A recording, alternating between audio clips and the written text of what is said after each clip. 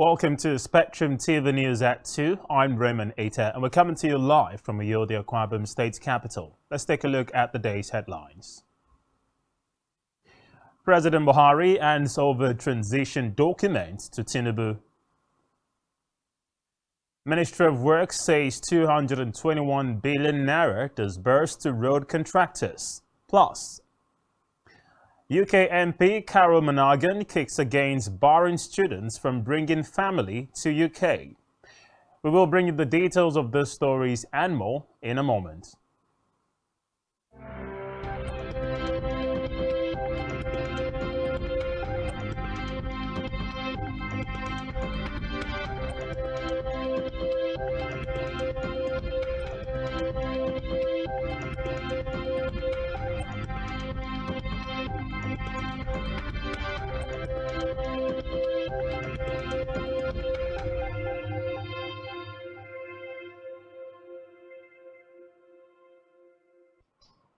Welcome once again, and many thanks for joining us on the news. And we begin this afternoon with Nigeria's leader, President Muhammadu Buhari, who has today handed the transition documents to the president-elect Bola Tinubu in Abuja.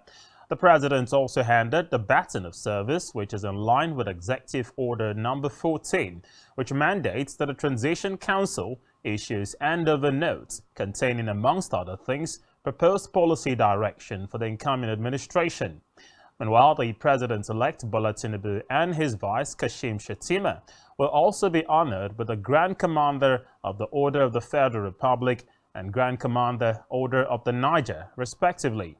Reports say the investiture, which is ongoing at the State House Conference Center, is part of activities lined up for the May 29 inauguration ceremony.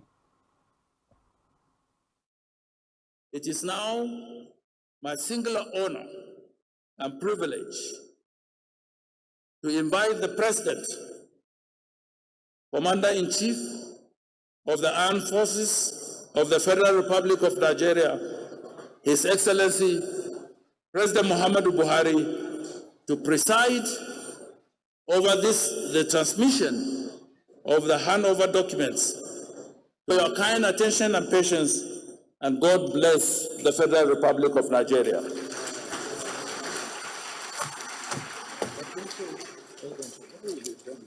Yeah. Yes, it's all good with on there. Oh, everything together. Oh, okay. So the next thing we are doing is to invite the president.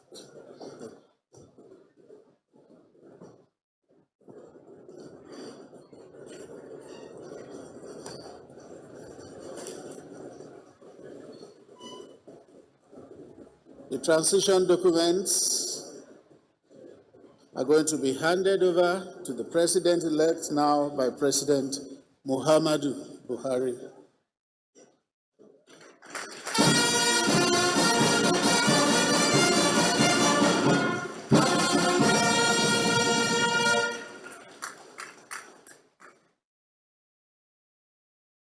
Then you have the baton of service, which President Buhari will also hand over to the president-elect, Bola Ahmed Tinubu, GCFR.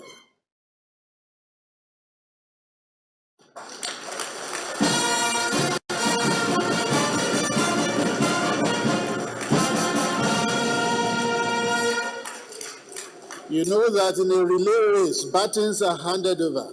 It shows you that governance and government is a long-distance race. Meanwhile, President Muhammadu Buhari has tasked all ministers in his cabinet to continue until May 29, when President-elect Bola Tinubu will be inaugurated as his successor. This was confirmed by the Minister of Information and Culture, Lai Mohammed. Mohammed also noted that the Federal Executive Council has not been dissolved. Meanwhile, the presidency yesterday explained that President Buhari had approved last-minute funds few days to the transfer of power to the administration of Bola Tinubu, as he said the government needs funds to clear its debt. The special advisor to the president on media and publicity, Femi Adesina, stated this during a televised interview while addressing the performance of the Buhari's 8-year tenure in office. Well, away from that, the federal government has unveiled a web portal to engage older citizens across the country. Director General, National Senior Citizen Center, NSCC, Emema Mokaro, who made this known in Abuja, said the portal is known as the Continuing Engagement Bureau, CEB. Mokaro noted that the platform was created to collect data on retired civil servants and professionals to link them with agencies of government or organizations that may need their wealth of experience. She further added that the program would not only strengthen senior citizens' access to the labor market, but would also provide a platform for interactions and lifelong learning opportunities, especially in ICT, while supplementing income and reducing poverty, redundancy, and loneliness. Meanwhile, the Federal Executive Council, FEC, has approved contracts worth 226 billion naira and $592 million to increase power supply across the country. A briefing newsman after yesterday's valedictory meeting presided over by President Muhammadu Buhari at the State House, Abuja, Minister of Power Abubakar Aliyu said that the power contracts were spread among communities across the country, including Potiskum in Yobe State, Daura in Katsina, Sapade in Ogun State, and Benin in Edo State, among others.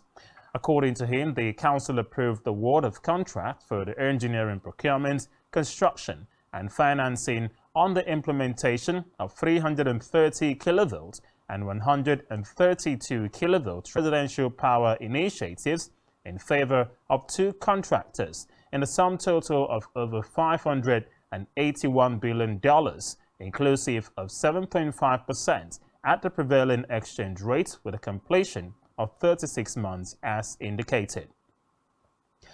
In the meantime, the federal government has ordered the immediate stoppage of further deductions from the Federation account over the Paris Club funds and immediately directed a refund to the state on the deductions made so far.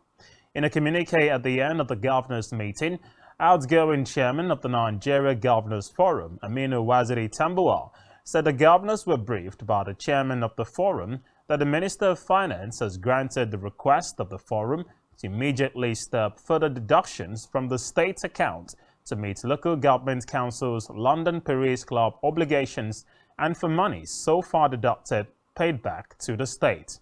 Recorded in 2005, the Paris Club in Nigeria justified the federal government's economic reforms as far-reaching and therefore cancelled 60% of the country's $30 billion debt. Meanwhile, Office of the Auditor General of the Federation and Chartered Institute of Forensics and Certified Fraud Investigators of Nigeria have signed an agreement to reduce corrupt practices, fraud, and financial malfeasance in the public sector. During a signing ceremony, which took place at Audit House, Abuja, the Acting Auditor General for the Federation, Andrew Woodley, said that the partnership is a great opportunity to further define new frontiers of what the two institutions hold and will be beneficial to the citizens of the country. And Woodley noted that his office, in partnership with the CIFC-FIN, would be better equipped to fight corruption in ministries, departments, and agencies, as both are bringing different skill sets to the table on ways and means of tackling the menace. Meanwhile, the agency's group President Ilasheyu Tirit Kader across the 3 tiers of government. Let's go to the Grain Chambers now, where the House of Representatives Ordered Committee investigating the alleged illegal export of 48 million barrels of crude oil to foreign destinations has re-invited the Attorney General of the Federation and Minister of Justice Abubakar Malami, as well as the Minister of Finance Zainab Ahmed, to appear today, May 25, at the Chambers. The chairman of the House Ordered Committee, Mark Biller, reissued the summon during the ongoing 3-day investigative hearing on the $2.4 billion alleged to have been siphoned by oil companies and some government agencies on the deal. At the resumed hearing, the committee said the 2 ministers are to shed light on the whistleblower policy of the federal government and provide the committee with all requested documents on the issue under probe by the House. In a separate development, the Federal Ministry of Works and Housing says 221 billion naira has been disbursed to contractors as cost for the construction of 71 road projects completed in various parts of the country under the 2021 Sukuk Bond funds. The rebuttal was issued in a statement of a non-payment of approved funds allocated to contractors by Ministry of Work staff and signed by the Director overseeing the Office of the Permanent Secretary, Folorunsho Esan. The ministry insisted that it completed the disbursements for the payment of executed contracts in the 2021 Sukuk funding, adding that the payment of a sum total of 221 billion naira ended in April 2022. Now back here, in furtherance of Governor Dom Emmanuel's administration's completion agenda, the phenomenal Dakada Skills Acquisition Center DASAC in Ikoda-Daidem has been inaugurated. Now inaugurating the 9th faculty DASAC, the Ikoda-Daidem in the Ibionibom local government area of the state yesterday, Governor Emmanuel expressed fulfillment that the project was a reflection of his yearning to use his tenure to create desired change rather than manage situations created by others. Our correspondent has the full report. State Governor Dom Emmanuel has urged the youth, especially those from Ibionibom local government area, to ensure the adequate maximization of the remodeled and rebranded Dakada Skills Acquisition Center, DASAC, for their benefit. Speaking during the official inauguration of the center at Ikoda-Daidem, Ibionibom local government area, Governor Emmanuel said the project was in furtherance of his completion agenda and his resolve to better the fortunes of the people. He therefore urged the youths to rise to the occasion and adequately utilize the project while also ensuring that it is protected and secured. While thanking the consultant of the project for effectively interpreting his vision, the governor equally commended the University of Lagos for agreeing to collaborate and partner with the center to achieve its goal, stressing that the Dakada Skills Acquisition Center will be that of excellence. To me, this is that day that the Lord has made. Let me thank the Ibiono people, and most especially the consultant on this project. But most especially, I want to thank University of Lagos, because when we approached them for this collaboration and partnership, they did not turn us down. Center of Excellence. Center of... So today, I want to actually now throw a challenge to University of Lagos that you have infrastructure. This is not yet a skills varsity as we are thinking. We'll turn to skills varsity based on what two of us will bring out of it. And I want to assure them, even though I'm leaving by next week, but the incoming governor will ensure that certainly this place keeps to that word, to that phrase of Center of Excellence. Today we are commissioning this center, which has a lot of faculties. We have the one we call Faculty of Agribusiness and Food Security. We have Faculty of Civil and Building Technology. We have Faculty of Mechanic, Fabrication and Automobile Engineering. We have Faculty of Power and Renewable Energy.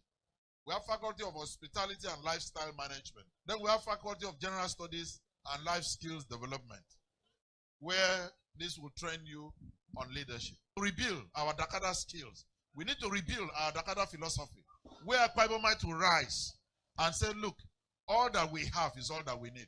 Where Kwaibomite will rise to the challenge and say that once the passion is right, nothing is impossible. Where Kwaibomite will rise to say that all that God has deposited in me, I can make use of it and turn it to something that I can also employ other people. That's why today I say this is the day the Lord has made. And I'm grateful that God has kept us alive to see the completion of this project. And then let's rise. Trained in agriculture. They want to be trained in entrepreneurial development. They want to do their own businesses because everyone will produce after his own kind. I'm an entrepreneur and I will produce the entrepreneur. And I'd like to thank this school and this facility and to thank you, sir, foreseeing ahead what the next generation needs. Your Excellency, you have made it possible for us to hit the ground running, and we will work with this institution to ensure that we make Akwa Ibom proud and put our young people back to work, that they begin to earn. And the State Commissioner for Information and Strategy, Comrade Iniememebong, thanked the governor for the life-touching project and prayed God to bless him, stressing that history will be kind to Dom Emmanuel. Meanwhile, the center has 9 faculties and a sports academy. Africa, where Ukraine Foreign Minister Dmytro Kuleba has urged African countries to end their neutral stance over Russia's invasion as he embarks on a second tour of the continent. Kuleba noted that Ukraine's relations with African countries did not receive proper attention in the country's foreign policy for years, which led to losses. He held talks with Prime Minister Abiy Ahmed, former African Union AU Commission Chairman Moussa Faki, and Comoros President Azali Assoumani, who was the current chairman of the African Union. Staying with Africa, the International Monetary Fund (IMF) has approved $3.5 billion loan agreement with Ivory Coast, which it says is designed to tackle financial challenges and assist economic transformation. The IMF said the West African country will receive nearly $500 million immediately, and further funds will be dependent on Ivory Coast making structural changes to its economy. The body noted that the loan will help the country tackle the triple shocks of the COVID-19 pandemic, global monetary tightening, as well as Russia's invasion of Ukraine. On the foreign scene, a member of the United Kingdom Parliament, Carol Monaghan, has kicked against the United Kingdom's new visa policy, preventing Nigerian students and others studying in the UK from bringing family as dependents, except under specific circumstances. While speaking at Parliament, Monaghan stated that students made valuable contributions to the UK's economy. According to her, international students enrich the UK society in all sectors, including healthcare, adding that many students who come into the UK look beyond their studies and want their families to be part of their experience. Still on the foreign scene, Florida Governor Ron DeSantis has filed papers to launch his 2024 presidential campaign, teeing up 18 months of acrimony as he and Donald Trump lock horns in what is expected to be an attritional contest for the Republican nomination. DeSantis was considered a rising Republican star, but has seen his prospects dented by months of relentless attacks from the former president, who has surged into a commanding lead despite being engulfed in criminal investigations.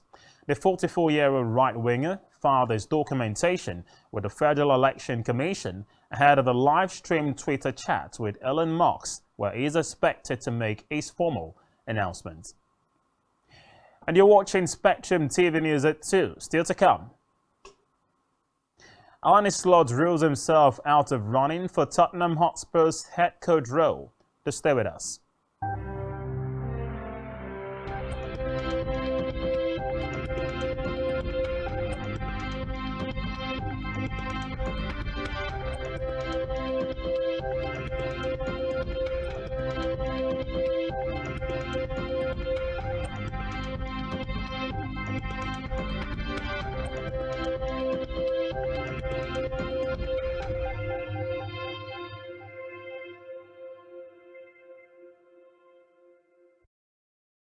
Welcome back and many thanks indeed for staying with us. On our business news, the federal government has said Nigerians can now request a debit card issuance that doubles as their national identity card from their commercial banks. Minister of Communications and Digital Economy, Issa Pantami, disclosed this in Abuja. He noted that the approval followed a memorandum from the National Identity Management Commission, NIMC, and that issuance comes at no cost. According to Pantami, demands for cards have swelled, though the NIMC Act of 2007 only mandates Nigerians to have a national identity number and not necessarily a printout card. The minister added that the NIMC had partnered with the Central Bank of Nigeria on the project in order to ease up the difficult situation of Nigerians.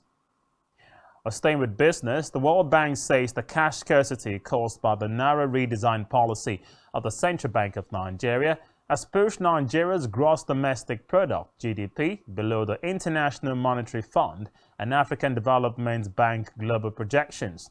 According to its World Economic Outlook for April 2023, the IMF retained its growth forecast of 3.2% for Nigeria's economy in 2023. The Financial Bank noted that the African Development Bank in January also projected that Nigeria's GDP, which indicates the economic growth rate, would inch up to 3.1% in 2023, adding that uncertainty about policy continuity after the election and rising insecurity will likely weaken the nation's growth prospects during the year. And now in health, global health leaders and advocates have raised awareness on the prevention and treatment of cervical cancer, noting that no woman should lose her life when the disease can be prevented. What a call followed the creation of the Global Declaration to eliminate cervical cancer by 12 leading public health experts and researchers. According to reports, 1,200 global health leaders and advocates representing over 100 countries, including former Prime Minister of New Zealand, Jacinda Ardern, and Chief Executive Officer of Amref Health Africa, Jitinya Gatahi, signatured the Global Declaration. The declaration was led by scientists, healthcare providers, and advocates for immunization, cancer eradication, and women's health around the world. The call for action from country leaders, private sector, vaccine manufacturers, community leaders, and others to make cervical cancer elimination a global priority. Still in health, the Federal Capital Territory Administration, FCTA, has vowed to seal any health facility found providing substandard services to patients. The Director, Medical Diagnostic Health and Human Services Secretariat of the FCTA, Abubakar Amadu, issued the warning while addressing newsmen after an inspection of health facilities in Abuja.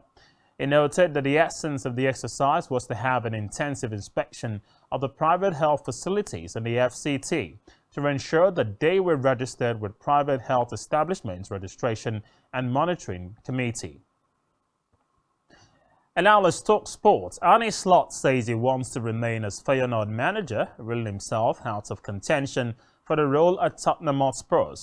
According to the Feyenoord manager, there has not been transfer conversation in the meeting he attended.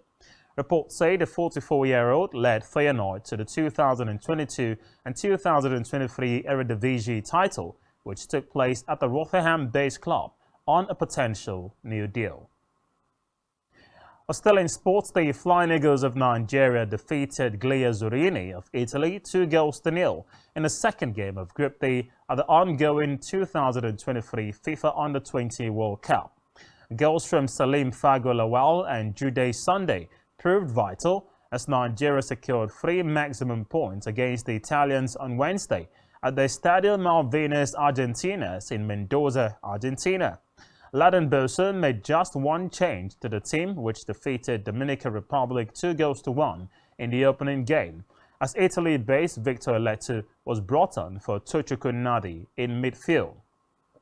But the victory takes Nigeria to the summit of the group with 6 points, but the Flying Eagles now set to play Brazil on Saturday in the final game of the group. And now in entertainment, famous rock and roll artist Tina Turner has reportedly died at the age of 83.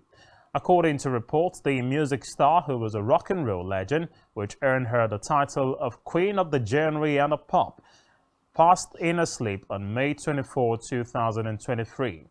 Turner, during a half-a-century-long career, released 9 studio albums, won 12 Grammys, received a star on the Hollywood Walk of Fame, and was also inducted into the Grammys Rock and Roll Hall of Fame. Staying with Mariah Carey and Oprah Winfrey and other stars joined in saluting Turner's musical legacy, while former U.S. President Barack Obama and his wife Michelle praised her for singing her fruit through joy and pain. They were joined by the current U.S. President Joe Biden, who noted that Turner had started life as a farmer's daughter and held a once-in-a-generation talent.